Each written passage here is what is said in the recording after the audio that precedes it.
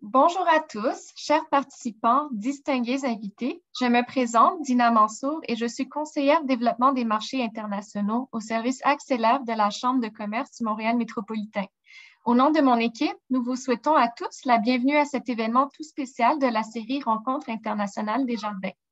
Nous connaissons très bien les services internationaux de Desjardins, mais aujourd'hui, je découvre pour ma part une autre corde à l'arc du mouvement, soit le Fonds transatlantique. Ce fonds bilatéral résulte d'un partenariat entre Desjardins Capital, le gestionnaire de fonds du mouvement Desjardins, et le groupe Ciparex, un investisseur français, ainsi que des commanditaires de renom tels EDC et BPI France. Nous avons aujourd'hui avec nous un panel d'experts qui échangeront sur les perspectives du marché de l'Europe dans le contexte actuel. Sera ensuite suivi d'un témoignage d'un entrepreneur qui a expérimenté ce marché, M. Patrick Pérusse de Polycorp. Et pour animer le tout, nous avons la chance d'avoir avec nous Antoine Krug, directeur associé du groupe Ciparex. Depuis la création du Fonds transatlantique, il fait aussi partie de l'équipe qui accompagne les entreprises du Québec dans leur projet d'internationalisation vers la France et vice-versa.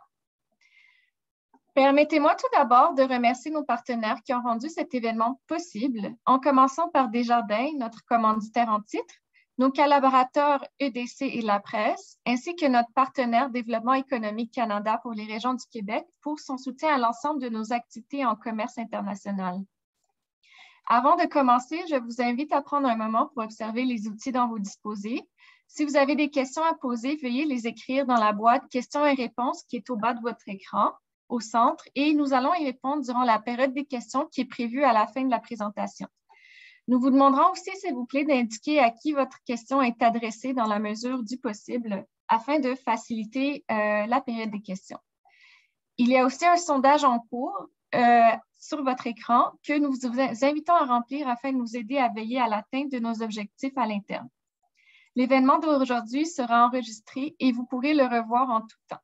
Un courriel de suivi vous sera aussi envoyé de ma part contenant les liens de rediffusion ainsi que des coordonnées et des documents utiles. Permettez-moi maintenant de vous présenter notre modérateur d'aujourd'hui, M. Antoine Krug. Bonjour.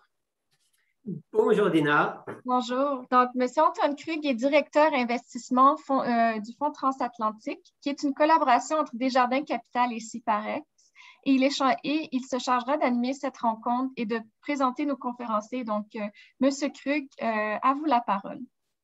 Merci Dina, merci pour cette introduction et puis ravi d'être présent aujourd'hui. C'est vraiment un grand honneur pour moi d'animer ce panel avec des intervenants, vous verrez, de très grande qualité, donc sur le thème des perspectives sur le marché européen pour les entrepreneurs du Québec, particulièrement dans le contexte actuel.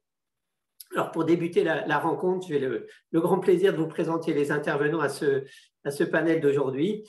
Michel Boisvert. Donc, Michel est délégué général du Québec en France, basé à Paris depuis 2 ans maintenant. Elle a évidemment une parfaite connaissance des mécanismes économiques du Québec et de la France et la position centrale de la délégation générale dans l'accompagnement des entrepreneurs du Québec vers la France.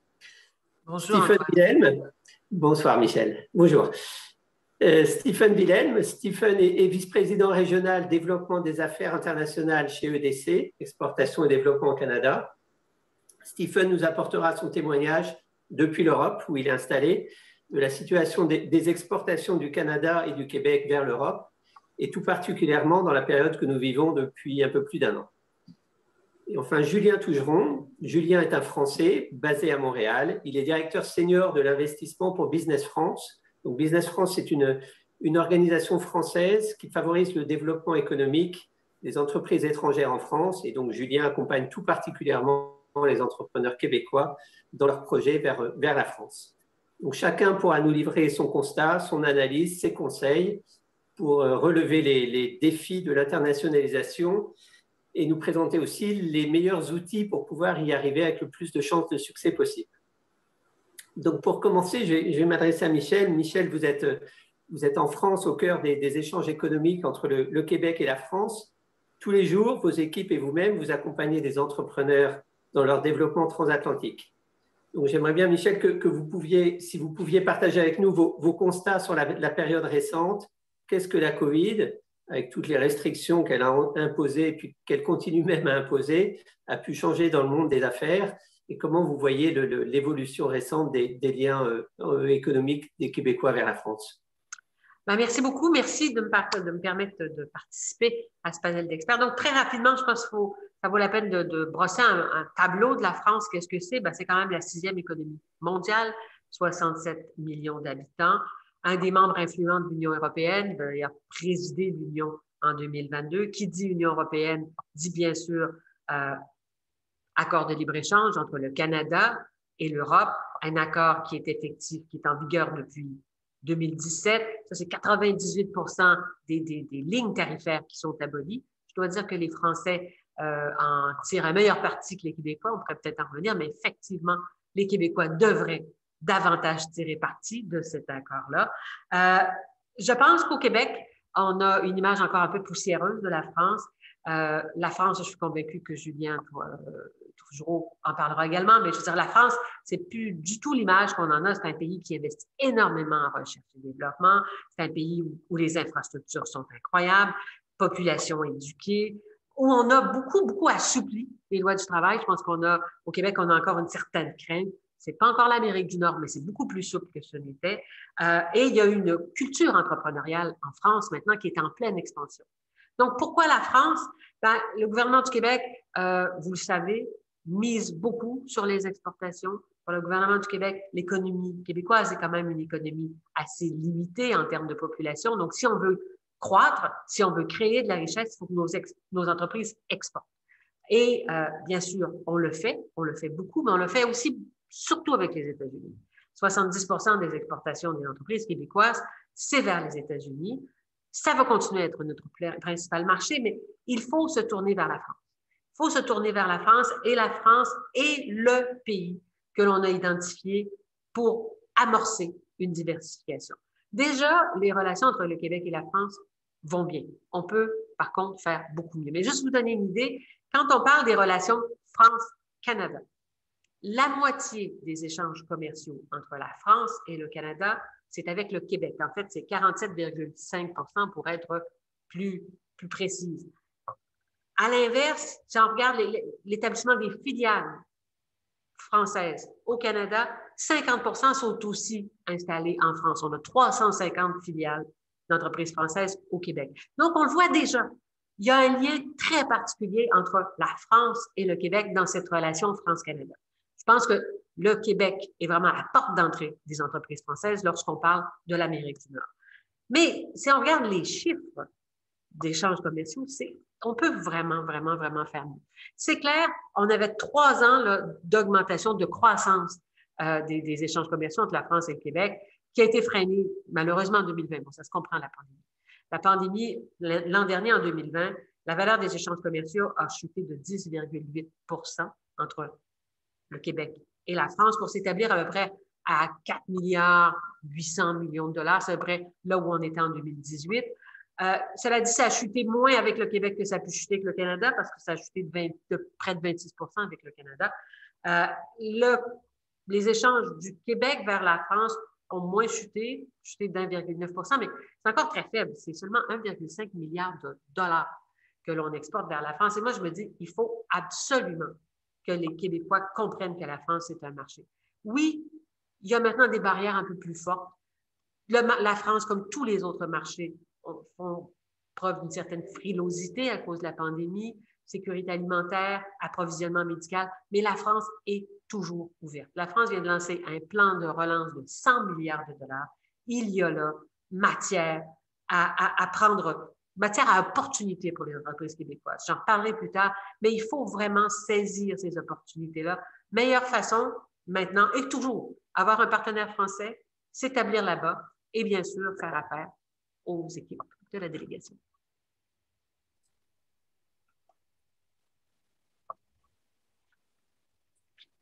Merci Michel pour ce témoignage très éloquent.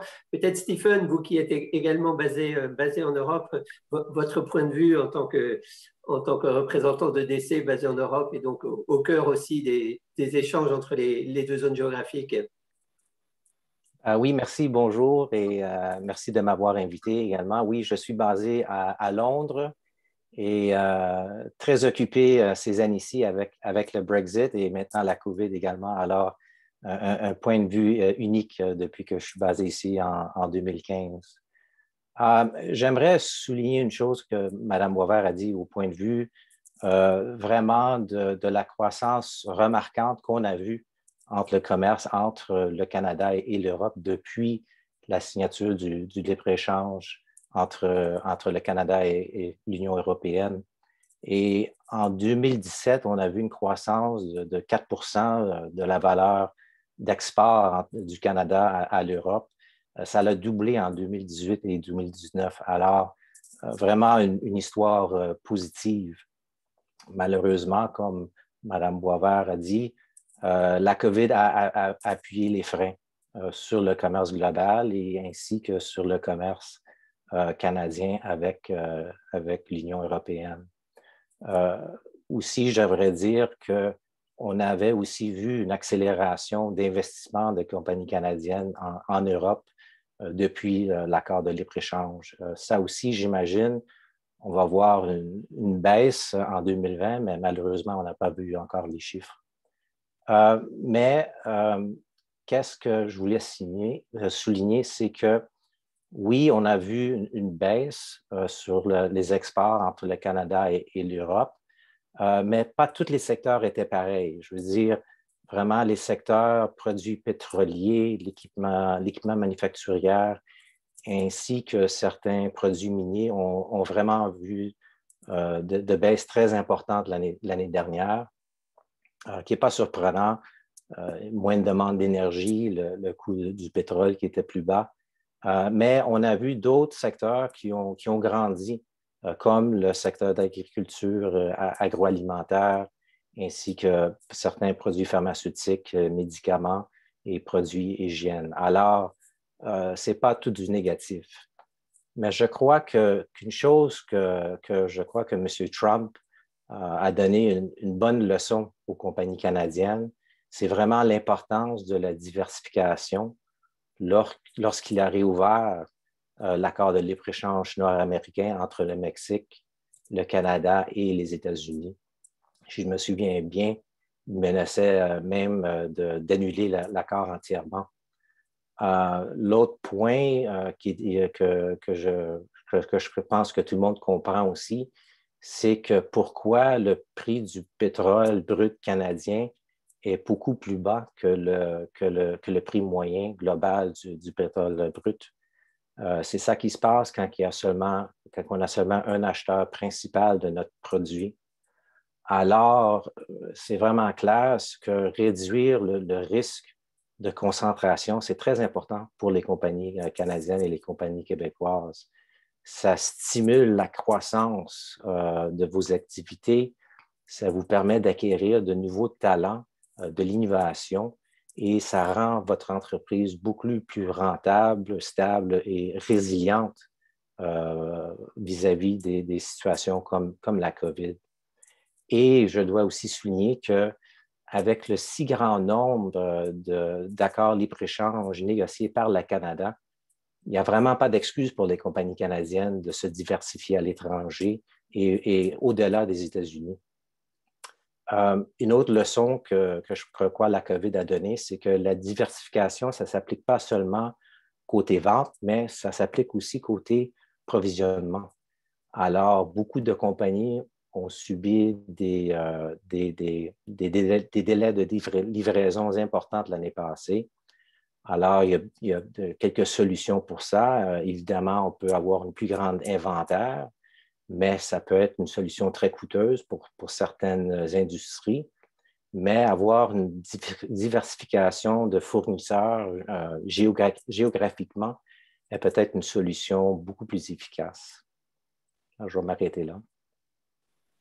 Merci Stephen. Ouais, c'est très intéressant d'entendre vos deux témoignages et puis je vais me faire un peu l'avocat de ce que j'entends de la part des entrepreneurs parce que j'ai l'occasion de travailler tant au Québec qu'en France avec des dirigeants de PME. Hein, les entreprises avec qui nous travaillons, c'est beaucoup des PME et puis c'est elles qui créent aussi beaucoup la richesse et l'emploi. J'entends souvent parler de trois enjeux principaux liés à l'internalisation. Le premier, il est assez, j'espère, assez réduit dans le temps, c'est celui lié à la pandémie actuelle. Les restrictions sanitaires, elles limitent très, très fortement les entrées de visiteurs. Les foires commerciales, les salons professionnels sont annulés. J'entends beaucoup des entrepreneurs me dire c'est compliqué de faire du maillage et du réseautage dans ces temps difficiles. Le deuxième sujet, mais il a toujours eu lieu, c'est l'importance quand même des différences culturelles. C'est un enjeu pour les entrepreneurs de joindre, de créer des nouveaux réseaux en France ou en Europe. Ça peut être perçu comme une barrière à l'entrée. Les façons de faire la business en France et au Québec ne sont pas les mêmes. Par exemple, au Québec, le cycle de décision, de prise de décision est beaucoup plus rapide qu'en France, où en France, c'est très itératif, il faut prendre son temps, il faut créer des relations, de la confiance. Donc, ça peut paraître un petit peu déroutant. Et c'est vrai qu'avec l'expérience, on constate quand même que les entrepreneurs qui sont accompagnés localement par des experts réussissent beaucoup mieux. Et le troisième enjeu, il est là aussi lié, j'espère, de façon très temporaire à la situation actuelle, c'est la très forte volatilité des économies. Depuis 2 ans, il y a des secteurs manufacturiers, mais enfin aussi de services, qui ont perdu 20, 30, 40% pendant le début de la crise. Et puis qui l'été dernier ont retrouvé ces 40%. Il y a des hauts, il y a des bas. Les cycles sont très, très volatiles en matière d'économie. Et dans ces conditions, les entrepreneurs disent c'est une nouvelle difficulté de se positionner, de créer des JV, de faire des acquisitions. Et malgré tout, pourtant, voilà, ils se demandent si c'est le bon moment, mais malgré tout, on voit des très belles réussites en ce moment d'entrepreneurs québécois en France et l'inverse aussi. Et en Europe. Donc, je voulais m'adresser à Julien, qui est basé à Montréal et puis qui, avec Business France, accompagne au quotidien des entrepreneurs québécois, parce que c'est à eux qu'on s'adresse aujourd'hui. Julien, c'est quoi votre analyse du potentiel en France pour ces entrepreneurs? Comment on répond à ces questions? Est-ce que c'est le bon moment d'y aller? Est-ce qu'ils vont réussir? Et puis après, on va voir quand même qu'il y a beaucoup d'outils pour les aider. Mais j'aimerais bien avoir votre point de vue sur ce sujet. Je vais plus soir à ce que tu disais par rapport aux difficultés et volatilités du marché. Oui, tout à fait. Il y a des volatilités du marché. On est dans une situation unique parce qu'on n'avait jamais connu ça par le passé. Ça a créé bien sûr des tensions. Alors là, je vais enlever ma casquette Business France et je vais reprendre mon ancienne casquette d'entrepreneur. Toute crise offre des opportunités. En l'occurrence, l'Europe offre des opportunités aujourd'hui parce que, comme tu disais, oui, les JV, c'est plus compliqué. En fait, je vais te dire non, les chiffres nous disent le contraire.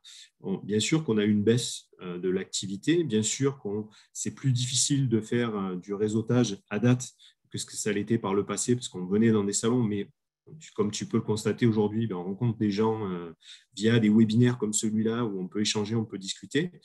Mais oui, c'est bon momentum. C'est bon momentum pour plusieurs raisons.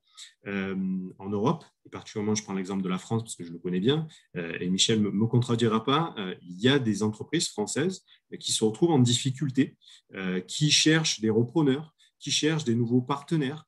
Et en fait, c'est ça qui fait qu'on a des opportunités pour des entrepreneurs québécois de pouvoir sauter sur l'occasion et de pouvoir arriver dans un marché où ils auront la compréhension du marché parce qu'ils auront le partenaire français qui vont pouvoir l'aider dans la démarche. Au-delà de ça, on a malgré tout, et je reviendrai sur des chiffres après, je vous assommerai de chiffres après, mais globalement, on a quand même des entrepreneurs et québécois qui sont venus sur le marché français, malgré les restrictions sanitaires, qui sont sur des projets où Stéphane parlait tout à l'heure de l'aspect agroalimentaire. Oui, il y a agrotech, il y a de la demande là-dessus. Je prendrai un exemple concret. On a accompagné une entreprise que Michel connaissait très bien, Audrey de Stimulation Déjà Vu. Audrey, elle ne s'est pas installée à Paris, elle s'est installée en région, elle s'est installée en Provence-Alpes-Côte d'Azur, à Avignon, à Carpentras. Et Audrey, elle est sur du marketing olfactif. Alors, on va me dire, oui, c'est une petite PME, mais c'est une belle PME qui se sert en fait de différents secteurs, de différentes filières, et elle a été accompagnée par Michel, elle a été accompagnée par Stéphane, elle a été accompagnée par Business France, elle a été accompagnée par beaucoup de monde, les régions locales, et ça lui a permis d'avancer dans son projet et de trouver les ressources. Michel parlait tout à l'heure en France de difficultés et d'images d'Épinal de la France. Elle a été surprise de la facilité avec laquelle les échanges se sont faits. La France pousse là-dessus. Les accords bilatéraux entre la France et le Québec en sont une preuve constante. Et j'ai même des chiffres à l'appui. On a eu 1215 projets qui ont été aboutis l'année dernière, qui est une année de crise et qui est quand même la deuxième meilleure année de la France. Et la France reste toujours le premier pays en termes d'investissement européen. C'est aussi 34 000 emplois créés. Le Québec, à lui seul, crée 2 000 emplois en France chaque année. C'est merveilleux. On a des fleurons comme CGI, Processia, Hydro-Québec. Je parlerai de Patrick après, de Polycor, qui est un très bel exemple qu'on a eu la chance de suivre de réussite en France. Il a une vraie vision de ce qu'est le marché français, de ce qu'il peut apporter, une vraie vision de marché québécois. Et je pense que c'est sur ça qu'on doit s'appuyer et sur ça que les entrepreneurs doivent s'appuyer. Ils doivent s'appuyer sur les organismes, les institutions publiques comme Michel, la délégation générale du Québec à Paris, ou Stéphane, EDC, ou même toi, Antoine, parce que toi, tu accompagnes l'investissement autant en France qu'au Québec, mais tu accompagnes les PME dans leur démarche. On a Desjardins Capital qui accompagne aussi, on a Business France qui accompagne aussi, on a la BDC aussi. Je peux en citer quelques-uns, mais c'est ce momentum-là qu'il va falloir trouver. Au-delà de ça, c'est un gros avantage, le marché français, c'est, comme disait très justement Michel, c'est la porte d'entrée vers l'Europe. C'est 400 millions de consommateurs. Stéphane disait, on a été un peu coupé par notre voisin du Sud, en l'occurrence M. Donald Trump, et il a fallu trouver des marchés de substitution. Oui, le marché européen, c'est 400 millions de personnes. C'est aussi la possibilité aussi de s'ouvrir par la France à tous ces marchés connexes qui sont la Méditerranée, l'Afrique, et ça, c'est aussi intéressant. Je pourrais déblatérer pendant très longtemps là-dessus, mais on a beaucoup de sujets à passer. Mais voilà, c'est l'image que l'on a, l'image d'Épinal d'un pays difficile en termes d'administratif. J'ai envie de te dire oui et non. Je suis passé par ce principe-là. Alors, pour un Français qui vient au Québec, l'administratif peut être compliqué. Pour un Québécois qui vient en France, l'administratif peut être compliqué. Comme quoi, c'est juste une question de point de vue. L'intérêt, c'est simplement d'aller dans une logique de co-construction et d'être bien entouré, bien accompagné. Comme tu le disais très justement, l'accompagnement, c'est ce qui fait la différence. Et le dernier point que j'aimerais souligner, on a des joueurs qui ont accompagné cette démarche-là. Les joueurs sont l'État français. L'État français investit 100 milliards d'euros pour la relance du pays et la relance européenne. Et en effet, c'est un sujet qui est important. Et les entreprises québécoises qui sont venues s'implanter en France en ont profité. Donc, il faut continuer comme ça. Merci Julien. Oui, c'est particulièrement intéressant. Donc, on voit effectivement que la France peut être considérée comme une porte d'entrée à ce vaste marché qu'est l'Europe, et que c'est même en ce moment, et j'allais dire même surtout en ce moment, une vraie opportunité pour les entrepreneurs qui ont de l'audace et qui sont adaptés leur manière de faire les affaires. Il y a juste souligner quelques ingrédients fondamentaux de base pour réussir l'internationalisation. J'ai évoqué tout à l'heure la culture et les différences culturelles. J'y reviens parce que c'est plus important qu'on y pense. Il faut effectivement bien connaître le pays d'accueil versus le Québec en termes de différences culturelles. J'ai cité tout à l'heure le fait d'être accompagné, le fait d'avoir une ressource locale aussi de l'entreprise en Europe peut aider très, très grandement. Il y a aussi le besoin d'avoir une très bonne connaissance du climat politique et de l'économie locale pour bien comprendre, intégrer, faire les bons choix en termes juridiques et fiscaux. Il y a aussi là aussi beaucoup de différences, mais qui sont, j'allais dire, juste des choses à savoir. Et puis, je cite ça pour l'importance de l'accompagnement et l'importance de bien s'entourer. On vous donnera à tous, on vous fera parvenir le guide Entreprendre le marché français. C'est un guide qui a été rédigé par l'équipe internationale de Desjardins il y a il y a 3 ans, mais dont la très grande majorité, l'essentiel est toujours valable aujourd'hui, c'est 150 pages de conseils, d'astuces, de contacts sur le marché, l'environnement fiscal pour réussir un développement en France. Et puis le dernier point que je voulais souligner en termes d'enjeux et puis d'ingrédients à maîtriser, c'est la partie financière, là, qui est peut-être celle qui me concerne le plus, parce qu'effectivement, il faut bien évaluer la structure de son bilan et la nécessité ou non d'avoir un partenaire. Et au-delà des dollars et de ce partenaire, c'est qu'attend-on de ce partenaire, que va-t-il vous apporter en matière de valeur ajoutée et d'accompagnement dans le développement. Je cite juste le Fonds transatlantique que j'ai le plaisir de co-animer avec Claude Delage, qui est un fonds de 120 millions de dollars, qui n'a pas été créé spécialement par la crise. Ce n'est pas un fonds lié à la crise, c'est un fonds qui repose depuis 4 ans sur la conviction très très forte qu'on a qu'il y a beaucoup de projets accompagnés entre la France et le Québec. On a déjà financé une dizaine de ces projets aujourd'hui avec beaucoup d'accompagnement. Alors, c'est quoi l'accompagnement? Si on veut donner des exemples très très concrets, on a aidé par exemple un entrepreneur du Québec qui voulait faire sa première acquisition en Europe à cibler le marché, c'est-à-dire à faire des études de marché local et puis à trouver des cibles d'acquisition. Ça, c'est rendu possible dans le contexte du Fonds transatlantique par ce partenariat entre un gestionnaire québécois et un gestionnaire français. À ma connaissance, il n'y a qu'un seul fonds qui propose ça en ce moment aux entrepreneurs québécois. On a fait des mises en relation pour un autre entrepreneur dans le secteur automobile avec nos réseaux, nos maillages en Europe et avec des grands donneurs d'ordre du monde automobile. Ça a permis à cet entrepreneur du Québec, pour la première fois, de participer à des soumissions, à des appels d'offres d'un grand donneur d'ordre en Europe. Premier pas d'une entreprise québécoise en Europe. Donc, on a pas mal d'exemples et la conclusion de tout ça, c'est effectivement la nécessité d'être entouré, d'avoir une bonne connaissance du tissu économique local. Avec ça, je pense que vous maximisez vos chances de succès en Europe et j'en suis convaincu de très grandes et très belles choses à faire en Europe.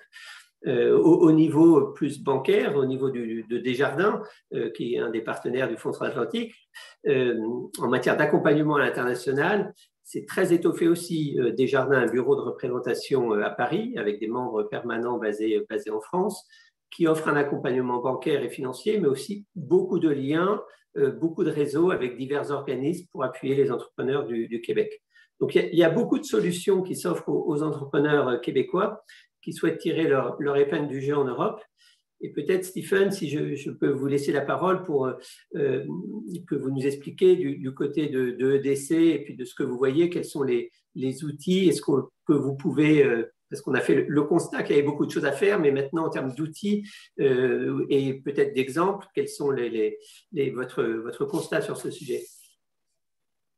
Oui, effectivement, EDC a beaucoup d'outils pour aider les compagnies québécoises et canadiennes pour aller à l'étranger, que ce soit de l'assurance crédit, du financement ou tout simplement nos connaissances internationales.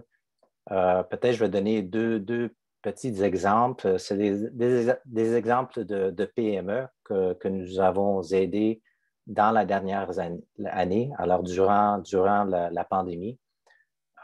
C'est clair que beaucoup de familles passent beaucoup plus de temps à la maison dû à la pandémie. Alors, la demande pour les jeux de société a grandi très fortement en Europe, j'imagine en France également. Alors, on a récemment aidé une compagnie québécoise à commencer à vendre en Europe avec leurs jeux de société en leur donnant de l'assurance crédit ainsi qu'un peu plus de fonds de roulement qu'on leur donne en partenariat avec leur banque maison. Alors ça, c'est déjà un exemple l'année passée. Deuxième exemple, c'est aussi, je pense, un exemple innovatif pour accéder à des nouveaux marchés. C'est bien sûr, une compagnie peut acheter une autre compagnie dans l'étranger pour rentrer dans ce marché-là, mais une compagnie qu'on a aidée l'année passée, c'est une compagnie québécoise dans l'industrie de produits de construction, alors dans le bois. Et puis, nous avons donné du soutien de financement pour qu'ils puissent acheter une autre compagnie canadienne qui vendait déjà en Europe. Alors, c'était, disons, un investissement un peu plus simple pour la compagnie québécoise d'acheter une autre compagnie canadienne. Et maintenant, elle bénéficie immédiatement des liens européens que la compagnie canadienne avait déjà et peut maintenant accélérer leur croissance à l'étranger.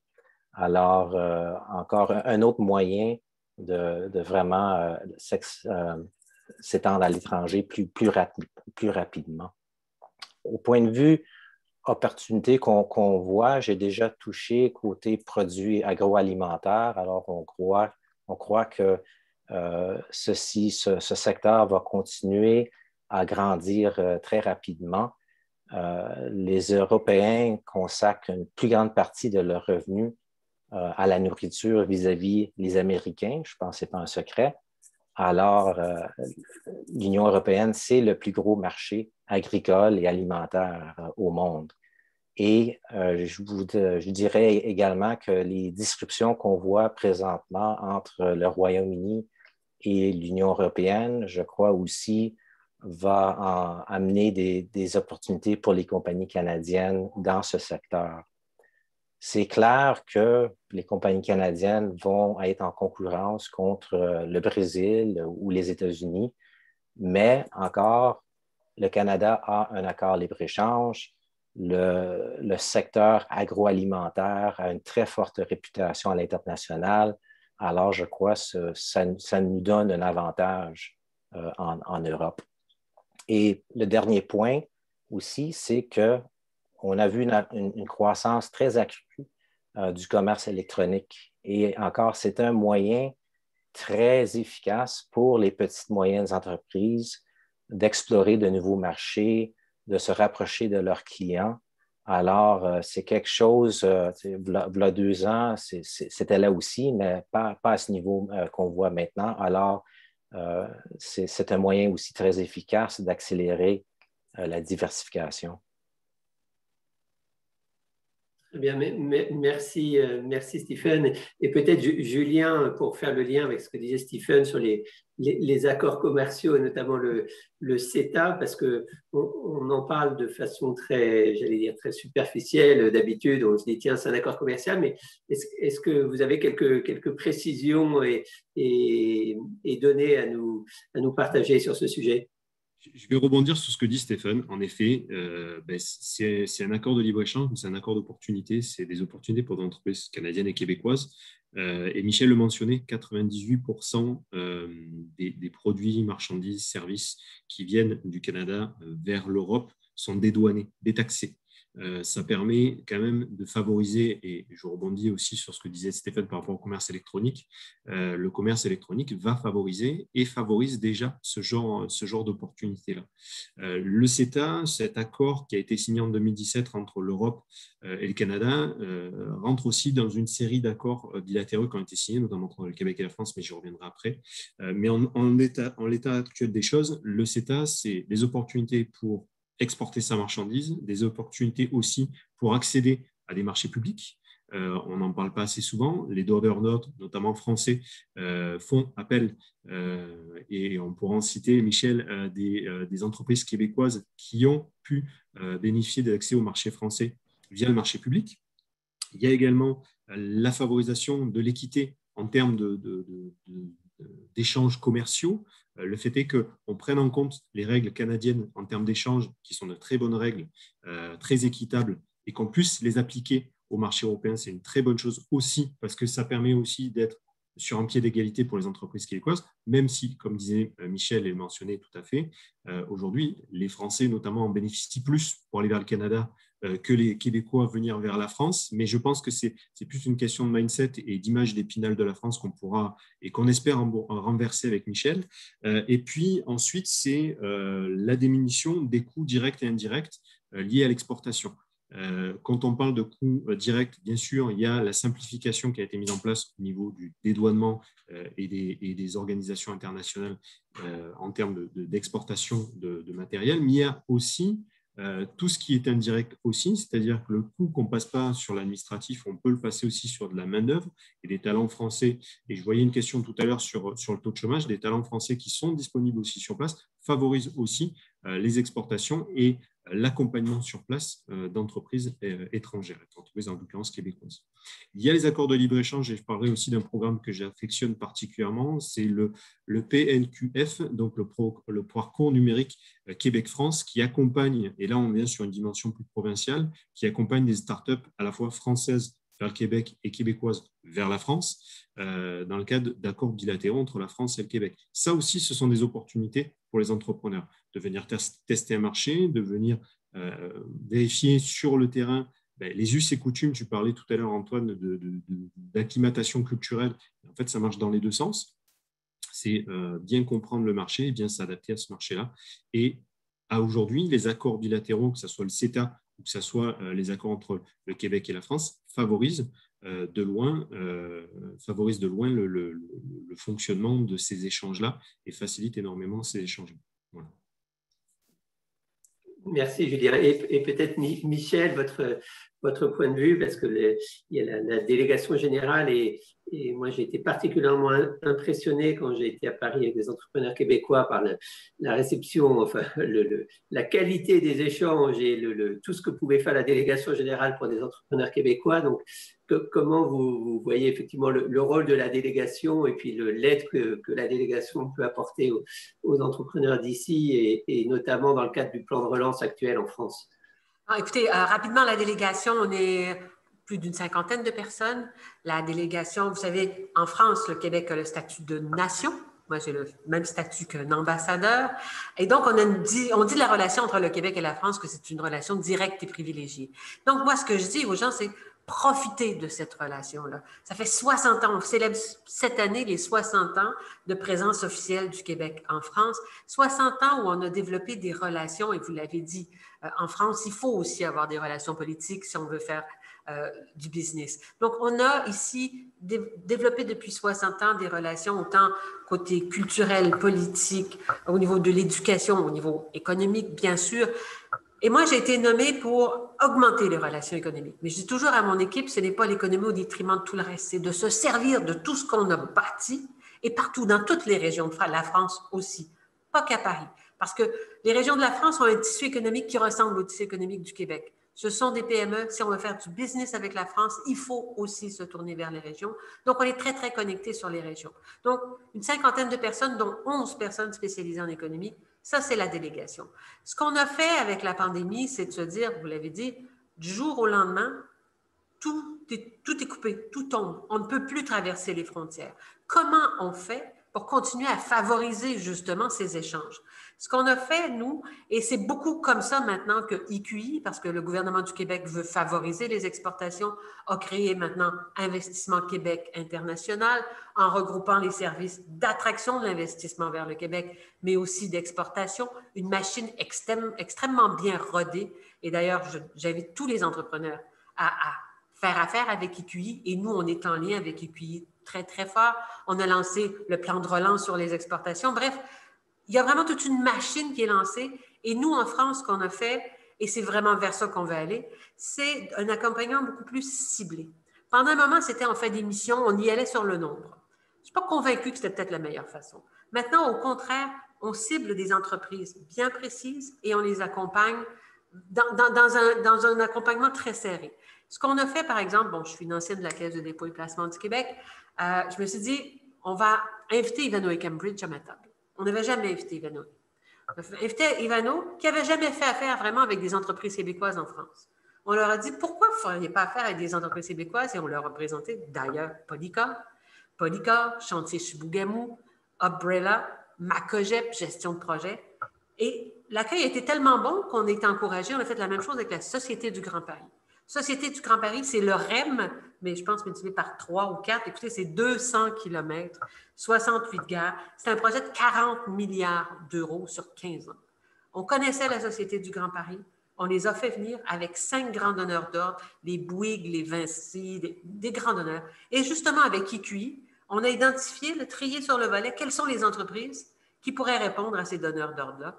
2 jours de temps, des B2B entre 50 entreprises québécoises et ces grands donneurs d'ordre-là, et ça donne des résultats. Chantier Chibougamau est en discussion maintenant assez avancée avec un grand donneur d'ordre. CGI va pouvoir soumissionner. Donc, c'est maintenant comme ça qu'on travaille. On va au-devant des donneurs d'ordre, on identifie les entreprises qui pourraient répondre à ces besoins-là, on fait affaire avec EQI, qui, eux, nous fournissent une liste, et on fait du B2B virtuel. J'ai bien hâte de pouvoir faire du présentiel, mais c'est beaucoup comme ça maintenant qu'on travaille, et sincèrement, ça donne d'excellents résultats. Donc, moi, ce que je dis aux gens, il y a tout, ici au Québec, le gouvernement a regroupé ses forces, a lancé une politique de relance des exportations auquel est associé un montant de plus d'un demi-milliard de dollars sur 5 ans.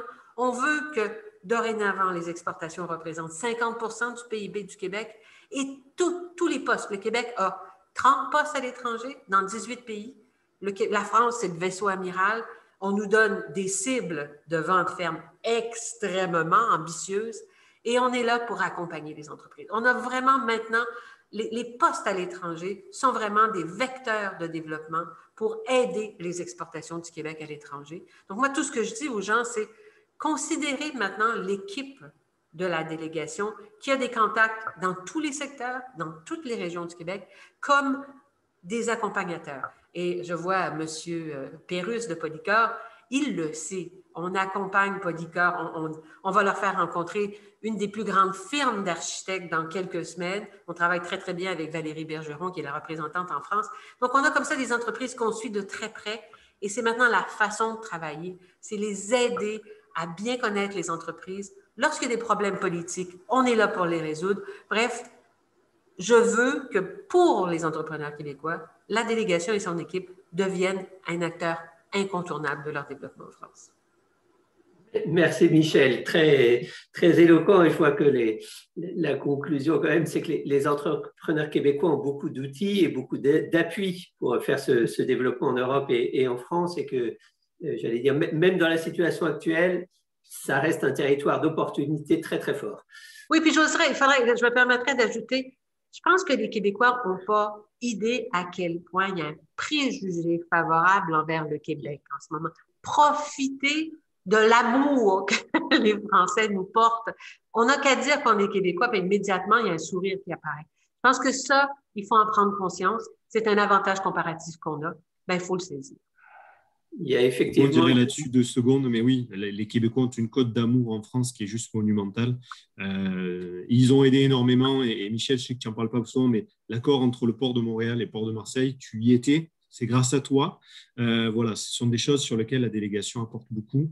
Et le fait est que le port de Marseille, bon, je suis Marseillais, donc forcément, on a participé à ça, mais en soi, ça a apporté beaucoup. Et quand on leur a dit port de Montréal, ils ont dit « Ah, ce sont les Québécois, donc c'est bon. » En gros, c'était ça. Voilà. Et la Côte d'Amour, il faut jouer là-dessus et je pense que c'est un beau sujet. C'est un beau sujet. Excuse-moi Antoine. Non, mais tu m'as enlevé un peu le pain de la bouche. C'est ce que je voulais dire. Je trouvais que c'était une très belle conclusion du panel. Donc, merci à tous les panélistes pour votre générosité, le temps consacré. Restez bien sûr en ligne pour les questions-réponses en fin de webinaire. Et puis d'ici là, on a le plaisir d'accueillir Patrick. Donc, c'est vraiment… Merci beaucoup, Patrick. C'est un très grand plaisir de vous avoir ici. Donc, je vais sans plus tarder vous laisser la parole. Vous êtes président du groupe Polycor, et puis vous allez nous parler de votre expérience à l'international parce que Polycor a connu un développement extraordinaire au Québec, puis aux États-Unis, commence en Europe, a des objectifs très très ambitieux en France. Donc ça va être un plaisir de vous écouter, nous raconter votre histoire et votre stratégie. Bonjour, d'abord merci de m'avoir invité aujourd'hui, ça me fait plaisir d'être avec vous tous. Je vais juste vous dire déjà qui on est chez Polycor. Donc, on a construit au Québec la plus grande compagnie de pierres naturelles au monde. Donc, on a des carrières un peu partout aux États-Unis, au Canada. Vous voyez nos produits à tous les jours. Là, donc, en parlant de Montréal, c'est la pierre que vous voyez sur la place Ville-Marie ou le quartier des spectacles ou la place d'Armes. Alors, généralement, quand on parle de pierres naturelles, les gens, ils aiment ça, ils trouvent ça beau, mais un peu has-been. Alors, en fait, nous, on ne pense pas ça de notre métier. On pense au contraire que l'avenir nous appartient et ça se résume à une phrase simple, c'est que la construction, c'est 30% de l'émission des gaz à effet de serre dans le monde et le ciment, c'est à peu près le tiers de ça. Et la pierre naturelle, émet aujourd'hui à peu près 3% de ce que le béton émet pour un volume équivalent, et nous, on s'est engagé en fait à être carboneutre d'ici 2025, ce qui paraît un objectif ambitieux, mais en fait, déjà, on n'en émet pas beaucoup, donc ce n'est pas si difficile que ça, mais on va être crédible dans notre démarche. Et donc, on croit à l'avenir de la pierre naturelle dans le marché de la construction. Et pour ça, on veut créer un leader mondial qui puisse avoir une voix autour de la table ronde des gens qui décident c'est quoi l'avenir de la construction. Alors, le marché de la construction, par nature, c'est très conservateur. Et la manière d'aborder le problème de l'émission de carbone ne viendra pas nécessairement d'innovation technologique, il y en aura une partie, mais ça peut être aussi de faire les choses telles qu'on les faisait avant. Et donc, je prends toujours l'exemple du pont Champlain. Je dis le pont Champlain a été fait il y a 50 ans. C'est le pont le plus récent sur le Saint-Laurent au Québec. Et pourtant, c'est le premier qu'on remplace. Les autres, leurs piliers sont en granit. Celui-là est en béton. Ce n'est pas compliqué comme message à faire. Et puis, je suis d'origine française. Je me rappelle en étant gamin que j'allais jouer sous le pont du Gard qui a été construit par les Romains il y a 2000 ans en pierre naturelle. Donc, on a un message qui est assez clair et facile à comprendre et on croit à notre avenir. Alors, on a fait un beau parcours en Amérique du Nord, aux États-Unis, au Canada. On s'est dit, on ne pourra pas être un joueur mondial si on n'est pas en Europe, évidemment. Et donc, pour nous, le choix évident a été de s'installer en France. Alors, ils vont tous expliquer pourquoi, mais il s'avère que c'est vrai, à la fois les liens culturels, la facilité d'aller là-bas,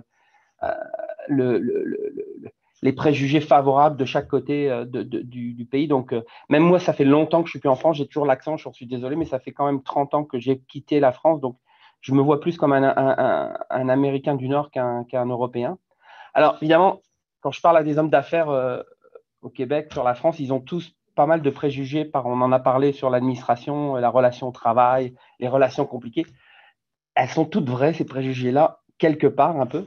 Mais il s'avère que tous les a priori positifs dont on a parlé, c'est vrai aussi, là, sur la qualité de la main-d'œuvre, la qualité de l'infrastructure, l'esprit entrepreneurial et tout.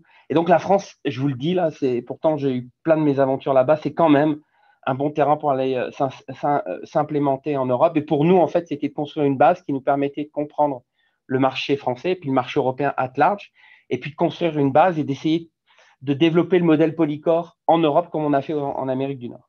Alors, un homme d'affaires, il profite des opportunités, puis il gère les problèmes. Ce que mentionnait Julien tout à l'heure, il dit, vous savez, les problèmes administratifs en France, ils sont finalement difficiles pour un Québécois, mais l'inverse est vrai. Bah oui, c'est ça. Les administrations sont ce qu'elles sont, mais à la fin, en s'entourant bien, on arrive toujours à gérer les affaires. Là, c'est pas la mer à boire, là. Et puis, on est dans un contexte favorable dont ils ont parlé, à la fois la disponibilité de capital, la qualité aussi des gens qui nous soutiennent. Donc, je connais tout le monde. Là, je connais Business France, j'ai évidemment Michel Boisvert, les gens du Fonds transatlantique, EDC. Nous, on travaille avec chacune de ces organisations. C'est des gens faciles, accessibles, c'est facile de parler avec eux. Et donc, ça fournit du confort quand on se développe en France ou ailleurs, d'ailleurs. Bon. Il ne faut pas négliger aussi le fait que d'aller en France, c'est plus sympa que le nord de l'Allemagne. Là. Alors, normalement, dans le business, on ne s'intéresse pas à ça, mais c'est sûr que c'est mieux d'aller au restaurant à Paris que d'aller au restaurant à Hambourg. Et donc, si vous avez un premier pas à faire en Europe, profitez-en pour vous installer là où c'est sympa. Bon. Alors, pourquoi on aime notre implantation là-bas? Donc, c'est le début. Je vous ai dit, nous, on est dans le marché de la construction et on croit que la construction va devoir changer, va devoir adresser le problème des changements climatiques. Et il s'avère, sur ce domaine, que l'Europe, et notamment la France, est en avance sur ce qui se passe aux États-Unis et au Canada. La discussion et les décisions qui ont été prises en France ont été plus courageuses que n'importe où ailleurs là-dessus, en Angleterre aussi. Et donc, nous, on apprend énormément de ce contexte-là. Et on sait ce qui va se passer chez nous en voyant ce qui se passe là-bas aujourd'hui, puis on aime ça. Alors, c'est pour nous un marché où on apprend des tendances. On a changé, je vous dis clairement, la stratégie de Polycore en étant confronté à ce qui se passait en Europe. Il y a des villes en Europe, je le raconte l'histoire, là, mais sur certains territoires, vous n'avez plus le droit d'utiliser de ciment et d'acier pour construire des buildings, vous imaginez? Et donc, pour des sociétés comme Chantier Chibougamau ou comme nous, c'est une histoire incroyable. Et évidemment, ça nous permet d'imaginer ce que va être l'avenir en Amérique du Nord et de s'y préparer. Bon. La deuxième chose, c'est qu'il y a une expertise technique en France. Je ne sais pas dans les domaines, les gens qui sont représentés, mais dans la pierre, c'est sûr qu'il y a une expertise en Europe incroyable. Ça fait 3000 ans qu'ils taillent du caillou en Europe. Donc, on a aussi accès à ce savoir-faire-là. Et puis, tous les entrepreneurs qui sont au Québec, aujourd'hui, 100%, on a des problèmes de manœuvre. S'implémenter en Europe, même si c'est une implémentation petite, ça rend le business plus attractif. Alors, si vous avez des gens à fort potentiel au Québec, le fait qu'ils puissent avoir à un moment donné une expérience en Europe, c'est un élément dans votre attractivité, dans votre compétitivité sur le marché du travail. C'est aussi une manière de construire des ponts et faire venir des Français travailler au Québec. Et donc, avoir une implémentation en France, notamment, ils parlent français, donc c'est un avantage. C'est aussi quelque part participer à votre compétitivité sur le marché du travail, que ce soit vis-à-vis des talents au Québec ou des talents en France. Et nous, ça marche. Alors, je vous invite, j'avais mis mon horloge, désolé. Je vous invite donc à y penser dans votre, mon Dieu, dans votre implémentation en Europe. Voilà, donc ça, c'était mon témoignage aujourd'hui. Et puis, j'en profite aussi pour remercier tous les interlocuteurs qui sont là. C'est vrai que la qualité du tissu public pour nous aider à s'implémenter en Europe est d'extrêmement bonne qualité. On a vraiment de la chance. Et donc, si vous réfléchissez à une implémentation en Europe, connaissez tout ce monde-là. Ils nous ont été bien utiles. Merci beaucoup, Patrick, pour ce très beau témoignage. Et puis, on souhaite à Polycor tout le succès qu'il mérite dans la poursuite de sa stratégie de croissance en Europe. Merci à tous pour ces échanges très fructifiants. Donc, nous sommes maintenant à la période des questions. J'inviterai tous les participants à, s'il vous plaît, écrire vos questions dans la boîte Q&A ou QR au bas de votre écran. Et si possible, vous pouvez aussi indiquer à qui la personne, votre question s'adresse afin de faciliter les échanges. Alors, on a déjà une première question. Peut-être je demanderai à Julien Tougeron si vous pouvez peut-être y répondre. C'est une question de Jean Bergeron qui demande quelle est la situation de l'emploi en France et plus précisément le taux de chômage. Jean demandait le taux de chômage en France. Aujourd'hui, il est de 10%, enfin plus 10,7% pour être exact. Essentiellement, taux de chômage des jeunes et des personnes de plus de 50 ans est le plus important en France. Ça laisse, et comme je dis toujours, ça laisse des opportunités par rapport à tout ça. Ça reste des opportunités de récupérer des talents qui ont malheureusement été touchés de plein feu par la crise. Et je pense que je rejoins aussi ce que disait Patrick tout à l'heure par rapport au talent. D'avoir une entreprise québécoise ayant un siège social en France, c'est de l'attractivité pour des talents québécois, mais en fait, aussi pour une entreprise québécoise de venir s'implanter en France, c'est un taux d'attractivité pour les talents français qui est assez monumental. C'est ce qu'a fait Audrey. On en parlait tout à l'heure, Michel. On en parlait tout à l'heure, Michel, de Audrey d'Estimation Déjà Vue. Elle a embauché et ça a pris 3 semaines. On l'a aidé, on l'a accompagné parce qu'on a fait le contrat de travail ensemble, etc. Et puis les entretiens aussi. mais voilà, en 3 semaines, elle a pu recruter facilement. Elle s'est aperçue que les conditions d'employabilité étaient très rapides. On parlait alors oui, on n'est pas sur le modèle du modèle nord-américain en termes de se séparer d'un salarié, mais on est parmi les plus performants en Europe. Et le loi PAC dont parlait Michel, qui est sorti en 2018, fait aussi un grand pas pour la simplification par rapport à tout ça. Je suis parti un peu plus loin, mais voilà, ça donne un ordre d'idée. Merci beaucoup. Notre prochaine question de Marc Montreuil, c'est une question un peu plus longue. Alors, bonjour. Y a-t-il des opportunités pour les PME du Québec pour obtenir des contrats dans le domaine de l'aéronautique, entre autres Airbus, qui va beaucoup mieux économiquement que Boeing aux États-Unis, qui historiquement constitue notre marché international? Si oui, quelle devrait être notre porte d'entrée à Toulouse ou toute autre région? Je vais répondre. Merci, madame. Non, mais parce que oui, monsieur, il y a des opportunités. Et à la délégation, en tout cas, moi, je peux vous dire qu'on a quelqu'un qui s'appelle Éric Duflot, qui connaît à peu près tout le monde en aéronautique, qui a accompagné d'ailleurs des entreprises québécoises auprès de grands donneurs d'ordre.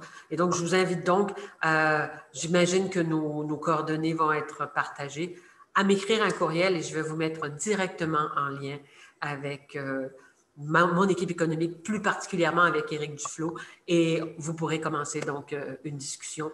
Et je suis convaincue que Éric saura répondre à vos questions et vous pister vers vous donner les bonnes pistes pour le développement de vos affaires. Clairement, Eric est la bonne personne. Michel, je plus sois ce que tu dis. En effet, on travaille beaucoup, nous, Business France, avec Eric. Vous voyez, vous avez, lors du panel, Antoine, Michel, Stéphane, et ces personnes, et Patrick en parlait, ces personnes avec qui nous travaillons. Michel dans ses équipes, Julien Cormier, Eric Duflot, on ne citait qu'eux, qui sont juste des personnes formidables. On échange et on travaille ensemble.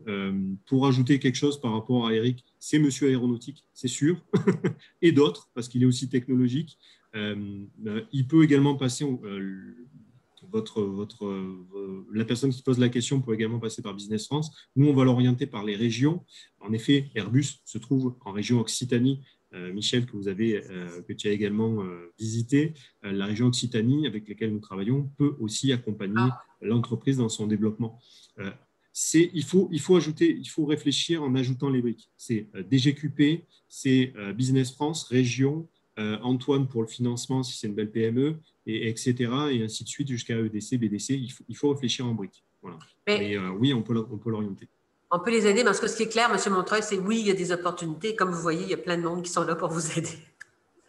Oui. Puis ce que j'aimerais rajouter, donc, c'est M. Montreuil, là, vous allez recevoir tous les participants demain un courriel de ma part à la même heure que le début du webinaire qui va avoir les coordonnées là, de tous nos panels aujourd'hui.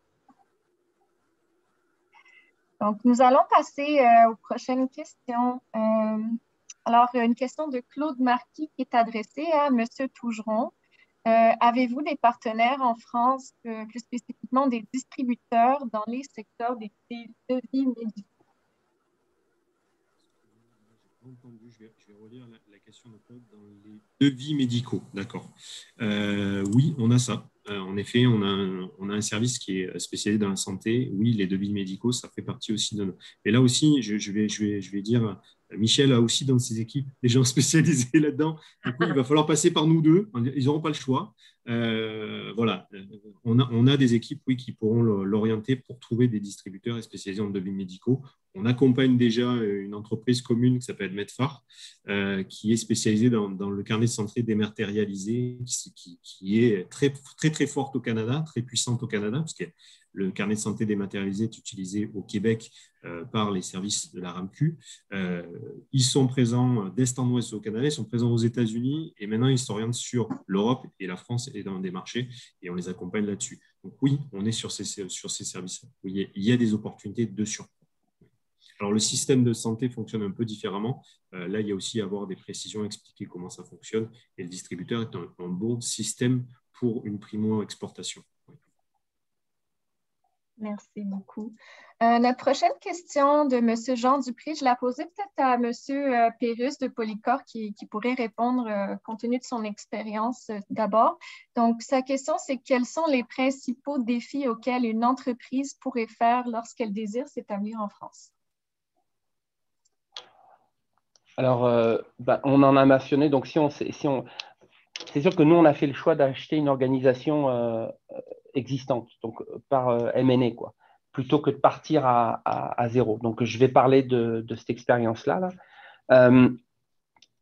Deux éléments. D'abord, bien s'entourer au niveau gestion avec l'administration. Donc, comme je disais, ce n'est pas si dramatique que ça si on a les gens compétents autour. Sinon, ça peut vite tourner à l'enfer, ok. Mais il y a plein de monde très bien, là, donc les grands cabinets comptables et tout ça. La deuxième chose aussi, c'est d'être très attentif aux gens là-bas. Donc, les Français sont des gens travaillants, enthousiastes sur leur métier, comme partout.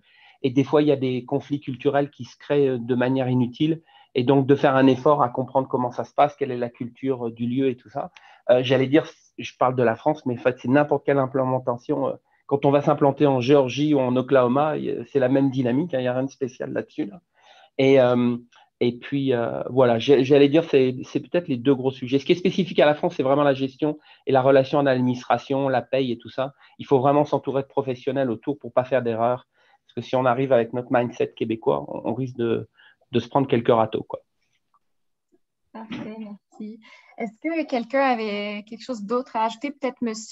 Stephen Williams, si par rapport à EDC, là, vous avez des conseils là, pour des entreprises qui veulent s'établir en France?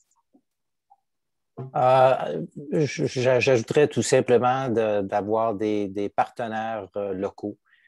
Ça l'aide beaucoup, pas seulement côté M&A, mais je veux dire vraiment des partenaires, des joint ventures qu'on dit, pour amener la connaissance locale, les régulations, ainsi de suite. C'est vraiment quelque chose qu'on avise les compagnies de faire quand ils entrent dans des nouveaux marchés. Merci beaucoup. Donc, chers participants, c'est tout le temps que nous avions pour la période des questions. Alors, je vous remercie pour votre présence. Je te dis quelque chose, je vois des questions qui me sont adressées. Oui. Vous allez nous envoyer parce que, bon, moi, je suis prête à répondre à tout ça. Mes équipes pourront répondre aussi. Hein.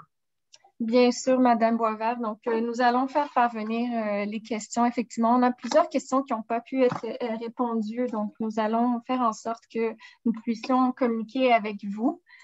Alors, merci à tous nos participants. Merci, distingués invités, pour les échanges vraiment très intéressants aujourd'hui. Donc, j'aimerais aussi donc laisser la parole à mon collègue, M. Nicolas Garot, qui va vous parler d'un petit service que la Chambre offre en ce moment. Oui, merci Dina. Merci à tous nos panélistes d'ailleurs pour ce superbe événement. Merci à tous d'être présents aujourd'hui. Donc, très rapidement, je vous présente le programme CATEM qui a été mis en place par la Chambre de commerce. C'est un programme qui est éphémère, qui va durer jusqu'au 30 juin. Et son but est d'aider les entreprises et les entrepreneurs et PME de Montréal à revitaliser leur entreprise, peut-être faire un pivot d'affaires si c'est nécessaire. Alors pour ça, on va mettre en place des formations, on va sensibiliser, puis on va donner de l'accompagnement en profondeur aux entreprises. Donc ce petit programme est gratuit et vous permet d'accéder donc à des formations et de l'accompagnement donc des experts, etc. Donc il nous fera plaisir de répondre à vos questions. Vous pouvez nous écrire. Puis je vais également vous communiquer mon courriel personnel dans le chat. Si jamais vous avez des questions à cet effet, j'ai également indiqué le lien du site web. Voilà, merci beaucoup. Merci beaucoup, Nicolas. Donc, encore une fois, je remercie encore tous les panélistes et les participants pour ce webinaire de la série Rencontres internationales Desjardins. Je vous rappelle que l'événement a été enregistré, donc il sera disponible sur notre page web au courant de la journée. Et vous allez recevoir encore, je le rappelle, un courriel de ma part avec plus d'informations qui va vous allez le recevoir demain. Alors, je vous souhaite à tous une excellente journée et j'espère vous revoir dans nos prochaines activités. Merci à tous. Merci. À bientôt. Merci.